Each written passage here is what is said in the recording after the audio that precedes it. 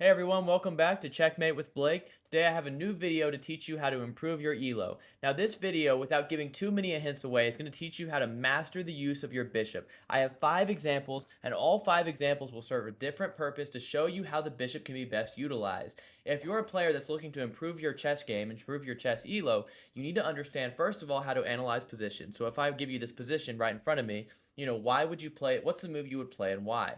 You need to understand these things. You understand your weaknesses and your strengths of the position itself in order to play the best chess.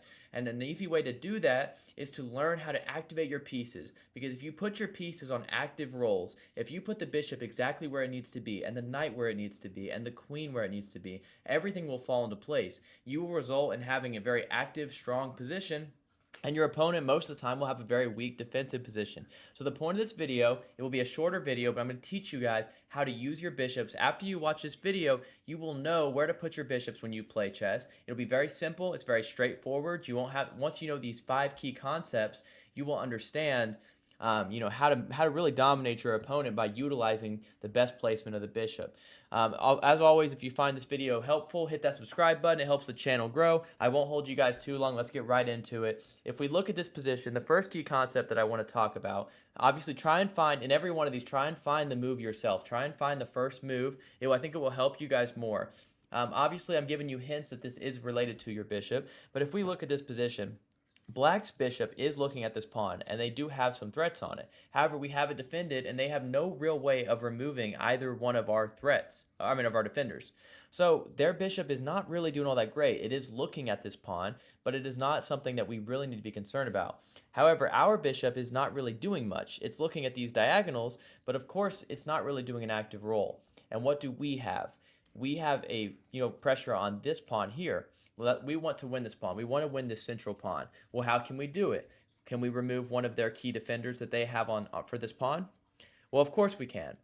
The move bishop g5, notice it actually pins this knight to the queen, which means now all of a sudden this knight cannot move. So if we were to capture this pawn here in the center of the board with our knight, they would not be able to capture back. Alternatively, let's see, I'll go ahead and play it. I'll actually pull up an analysis just to show you guys real quick. This is more of a, stick with me because some of these lessons are easier than others to explain and understand. But after bishop g5, of course, we do have ideas too, like we can actually capture this, right? So let's just say, here, we can actually take this way if we wanted to, or we can actually go ahead and capture this knight, and of course, then we have this, this hangs, so obviously that's not a good move for them to play. But the point was, we can actually take this pawn in the center.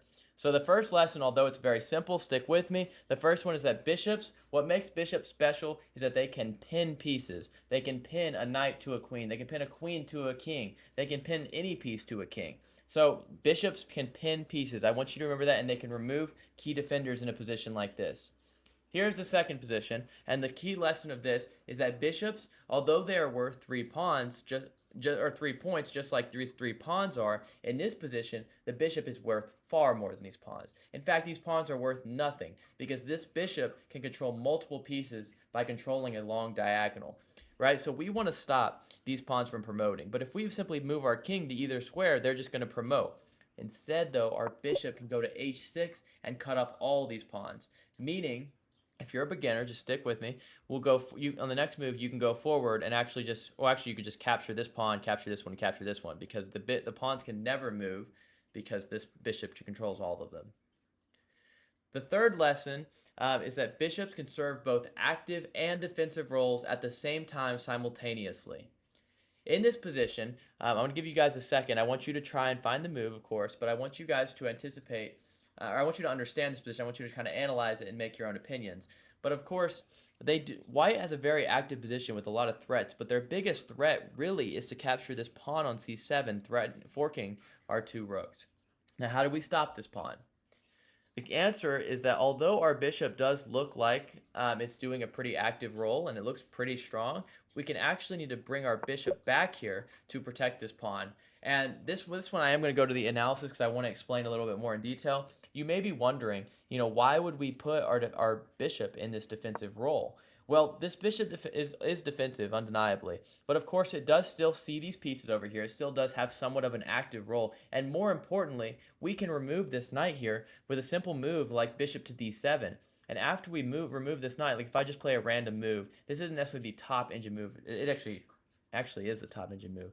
Bishop d7, we'll try to remove this knight. Let's just say they play another random move. After we capture and take down, now notice we can just simply move our bishop back to an active square. So this bishop removed a threat and then just got right back into position. So you can use your bishops to kind of remove this threat and also keep an eye on some of these other squares.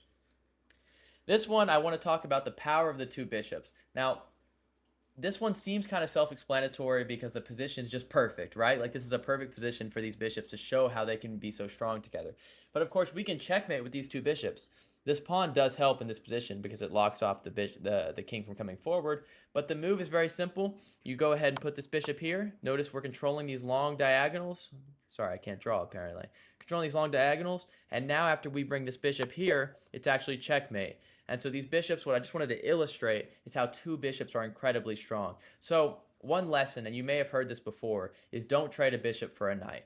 You know, why do people say that? Why do people say don't trade your bishop for your opponent's knight? Well, it's because the bishop pair. It's not because the bishop itself is inherently so much stronger than the knight. Because if you've seen some of my other videos, I've shown where certain positions the knight is stronger, right? So it's not a clear-cut example. But the reason they say that is typically, although the bishop people make the argument that the bishop is stronger than the knight in general, of course not in all positions, the real reason is because the two bishops, the bishop pair is incredibly strong. So I try to keep my bishop pair. And if my opponent wants to trade one of their bishops for one of my knights, I'll do it every day of the week because I have my bishop pair and now they don't. This example shows how strong the bishop pair is. This last one is don't make your bishop a glorified pawn. Now, I just gave you guys a huge hint, right? Because that's what they call this. They call this a glorified pawn because this bishop is actually just trapped in between pawns. I mean, what is the role of this bishop? We may as well just have a pawn here, right? Like if we could just replace this bishop with a pawn, would our position be that much stronger or weaker? Well, of course, here we do have a tactic and we have a way to get our bishop out. So if you ever find that your bishop is a glorified pawn, one of your first priorities needs to be to get that bishop out. How do we do that? Well, first of all, if we just look at black's position, our bishop could serve a very great role here. If you see it, leave it in the comments down below if you know what I'm talking about, but our bishop could do a great role because notice these light squares here, they're incredibly weak. I mean, these light squares on black's side of the board are incredibly weak, so obviously we want to get a piece there. How can we do that? Well, the first move is to push this pawn to remove this knight, right? Just to get it out of the way. But the real reason that we're pushing that pawn is not simply just to attack the knight. It is actually to now bring our bishop to a better square where now it attacks the rook. Now, if I go back here, they had no better move they could play, right? I mean, this pawn is still protected, and also they can't just move the rook, right? Because it's kind of trapped in the corner. So they have to develop, and then here we simply just take the rook and win the game. So it's a quick overview. The 5 lessons that I have for you guys is bishops can pin pieces and they can remove key defenders. Bishops control long diagonals and control multiple pieces. Bishops can serve as both defensive and active roles in positions. 2 bishops are incredibly strong. Do your best to keep that bishop pair. And lastly, don't make your bishop a glorified pawn. Bishops belong on open diagonals. Now this video is very short. It's only 8 minutes, but I hope this was instructive. If you found this instructive, please let me know because I will make ones for the knight and for the rook and whatever videos you guys want to see. As always, if you haven't hit that subscribe button, but you did enjoy this, it really does help the channel grow a lot and it means a lot to me. So hit that subscribe button if you guys don't mind. Thank you all for watching.